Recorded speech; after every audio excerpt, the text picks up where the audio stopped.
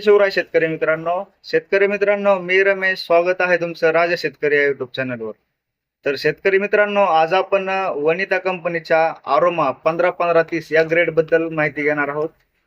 तर शेतकरी मित्रांनो, ही एक पूर्णतः पाण्यामध्ये विरघळणारा खत आहे, जे की आपण ड्रिपद्वारे आणि फवारणीद्वारे अशा दोन्ही पद्धतीने वापरू शकतो.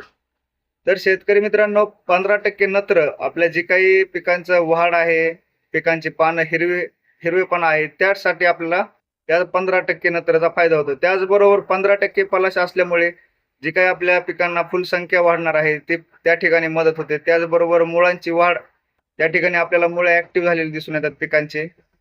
त्याचबरोबर 30% पोटॅश असल्यामुळे काय होतं, जे की आपल्या पिकांना जे फळ लागलेलं आहे, ते फळ पोसवण्यासाठी, त्याचबरोबर फळांचा रंग, फळांचा आकार आणि फळावर चकाकी आणण्याचं काम करतं.